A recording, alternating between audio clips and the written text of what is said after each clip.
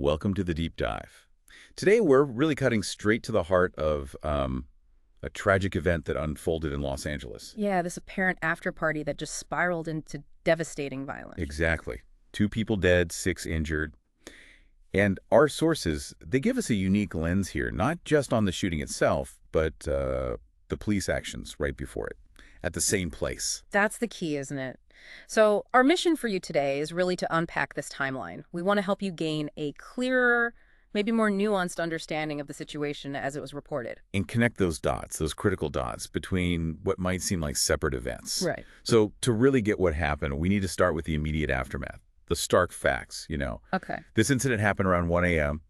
It was described as an unofficial after party, apparently after the Hard Summer Music Festival. And the location was downtown Los Angeles, right? Off 14th Street in Paloma. That's it, downtown L.A. And the initial reports, devastating. 2 fatalities confirmed pretty quickly.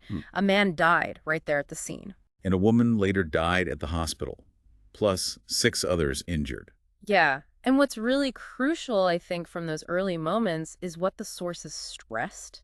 Right. It just wasn't clear what triggered it all. No idea. And no suspects identified either, at least not initially. It sounds like it was just a very fluid, chaotic scene. Absolutely. But this isn't just about the shooting itself. The really interesting part, from our sources anyway, is what happened just hours before. Right. This is where we sort of pull back the curtain on the police actions that preceded the tragedy. And it's almost ironic, the parallel. Just 2 hours earlier, around 11 p.m., LAPD officers. Los Angeles Police Department, yeah. They were actually patrolling that exact same area. Same spot. And they saw someone going into what they thought was an unauthorized party. And critically, they believed that person might have been armed. Which changes everything, of course. So the police took action. They did. They moved in, shut the party down. You mentioned unauthorized, which likely means, no permits, maybe no proper security. Yeah, often a volatile kind of environment, which is why they'd intervene. Right. And they called everyone out. More than 50 people who were inside brought out into the street. And during that whole shutdown, they did make an arrest. One person for possession of a gun. Which is significant, yeah. It shows what the police were dealing with right there, the kind of challenges. Okay, and this is the crucial pivot point, isn't it? It really is. Because then, according to the LAPD sources, the officers were dispatched somewhere else. They actually left the location. Left the scene around 1 a.m. Which is, chillingly the exact time the shooting was then reported. The departure and the tragedy basically happening simultaneously. It's a really striking connection. So police then get called back, reports of a shooting. At the very same location, the same place they'd just cleared, also around 1 a.m. And the total number shot ended up being 8 people. That's right, 8 total.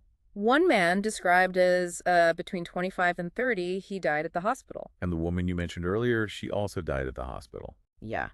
And the other 6 rushed to hospital, some by ambulance, some apparently got there themselves. And at least one person, the report said, was in critical condition, actually in surgery. So just like with the initial reports of the shooting itself, at that point, still no word on a suspect. Still no known trigger for why it happened. Just immediate confusion, danger. So when you piece all these reports together, what you see is this really stark, direct chronological link. You've got the police intervention at this unauthorized party. Then the police departure. And then bam, right at that same spot, this devastating violence erupts. It really makes you look at that incredibly narrow window of time, doesn't it? Between the police trying to secure the area and then this happening. Yeah, it's not just a sequence. It kind of forces you to ask, well, could the police action, even if it was well-intentioned, have somehow, displaced the problem?